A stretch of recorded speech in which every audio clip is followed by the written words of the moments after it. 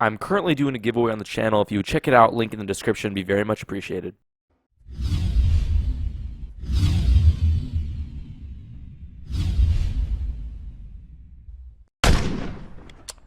So the Warden has many popular classes, but I think the least popular by far has to be the Winter's Embrace. Now, have you ever really looked at the Warden, and especially the Winter's Embrace? I would like to guess that your answer is no, so today I would like to talk about the Winter's Embrace and how it can be very useful. Now, I'm going to be honest right now, this is not my favorite class by far. This is not the way to go with the Warden. I think the Stam Warden is probably the best way, but this is a very interesting Warden and a very interesting class at the very least. So first things first, let's go over the base abilities. There is Sleet Storm, which is your ultimate. There is Frost Cloak, there is Impaling Shards, there is Crystallized Shield, Arctic Wind, and Frozen Gate. And the passive abilities are Glacial Presence, Frozen Armor, Icy Aura, and Piercing Cold. I'll go over each of these in just a second. So the big thing to know really quick is that this is a very defensive type build. If you've ever played with this, you'll realize very quickly that this is a extreme defense build. It is really good for support, and you would think it would be good for DPS, which is really the only use you can have for it. So if you go full Winter's Embrace like I have been lately, it is very difficult to heal. There's only one ability that allows you to heal your teammates, and you have to morph it correctly to allow you to heal your teammates. So it's really important that you know that this is a complete DPS scheme. Even though it might look like it would be a healing scheme, so maybe you're a tank or something else like that, this is definitely a DPS type scheme. So first thing I want to talk about is the Sleet Storm. The Sleet Storm is a very interesting ultimate, but I don't think it fits really with the Winter's Embrace. The Winter's Embrace has a very defensive, far away type standpoint. When you play with the Winter's Embrace, you're going to want to use a staff. That's what I recommend to you, is to use a ranged weapon at all times. Probably a staff, but if you have to, use a bow. So the reason that this is a close ranged attack does not make a lot of sense considering the rest of the attacks aren't. So just for perspective, if someone runs up to you, you can pop your ultimate and it'll make this pretty wide range of frost damage around you, and it'll do quite a bit of damage for quite a bit of time. But the only thing is that they have to be close to you to be affected, so if they're not close to you, you have to run up to them. The whole point is maybe wait for them to get to you, but if you need quick damage really fast, you're going to have to run up and expose yourself, your entire scheme. So I'm not exactly sure how I feel about the ultimate. While it is good, I'm not sure it's the best. Now, the first regular ability we have is Frost Cloak. This is a pretty solid ability if you ask me. If you're sticking with the defensive scheme, you'll use this as a shield for magic and just anything. You can get it to the point where it holds resistance, which is really important because if you're holding resistance, you're blocking all kinds of damage, and then you can also block a large percent of any damage at all. You can block attacks, you can block melees, you can block stabs, magic, just anything in general, which can be very helpful. And the Ice Fortress lasts you for about 5-6 seconds. When you pop it, you're going to be covered for quite a long time.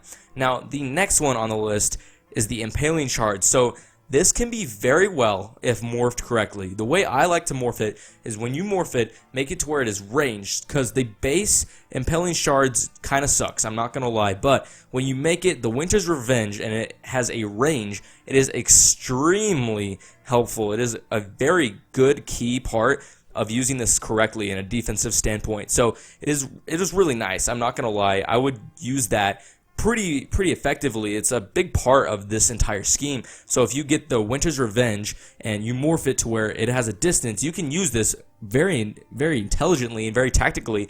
And then the next one on here we have is the Crystallized Shield. Now, this is a very good effect. I think this is probably the best, maybe the second best thing on this entire class. So hear me out, okay? So this Crystallized Shield will block any of your damage. So it'll block all of it, all of your damage, if it's any kind of projectile. So if someone shoots you with a staff, it's going to get blocked. Now, the only thing is that the shield only lasts about 3-4 seconds. I don't know exactly how long. I'm guessing about 3 seconds. So if you're not going to get hit right away, I would stay away from using it. So if you're in PvP and someone runs up on you and they have a staff or a bow, and you see them about to attack you, quickly pop it, and you can block all of their damage very quickly. And it can be morphed to where it gives you damage, or it gives you your ultimate, or it gives you health. Just you can morph it into quite a few different styles,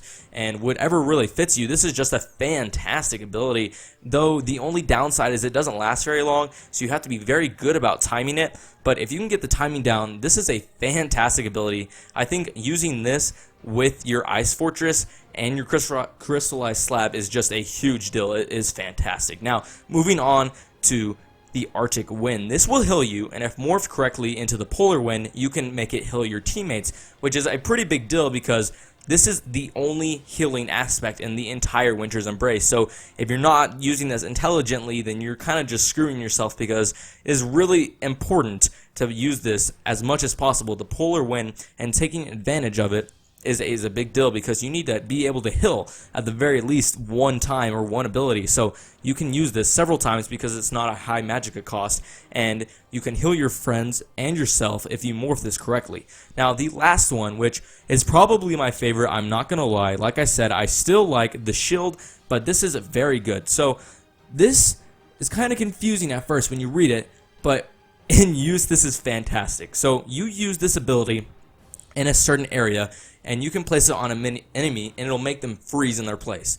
Basically, it says summon an ancient portal, and it's like a big circle. If anyone walks past it, they are frozen in their tracks for 3 seconds. That is so much time in PvP. If someone's rooted for 3 seconds, and you have even one teammate with you, that person is dead, because all you got to do is run around them really fast, and they're stuck. They have absolutely nothing they can do. They're just frozen in place, and you have a huge advantage on them. This is a fantastic thing. I like to use the cover, I like to use the shield, and I like to use the gate just all at once. Is a fantastic strategy to use with this. I just think it goes so well together. So obviously, it's not the best, but I do think used properly, it is a very fantastic build, and you can use it very strategically to make a full effect with it. And then really quick, I'll go over the passive abilities, which are the Glacial Presence, and it increases your chance of applying just an after effect, and it makes the chances really high.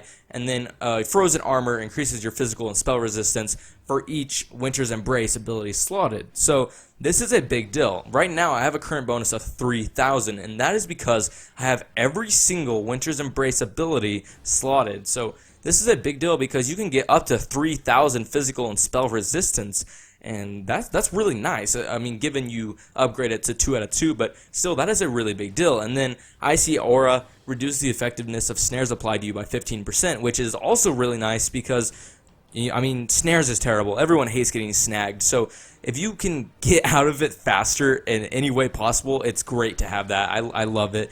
It's a minor ability that you might not notice, but it definitely helps. And then Piercing Cold increases your magic and frost damage by however much %, which is a nice deal. I mean, nothing too fancy, but it just gives you a little bit more power to your punch. So anyway, guys, I hope you enjoyed this in-depth video. I tried to help you guys out, give you a few strategies. Couple things to note is use a staff, and then try to time your abilities, try to time the shield, use your Frost Cloak as often as possible, and then the Frozen Gate, when used properly, is extremely powerful. So thank you guys so much for watching. I hope you enjoyed the video. Please leave a like. Pumpplay signing off.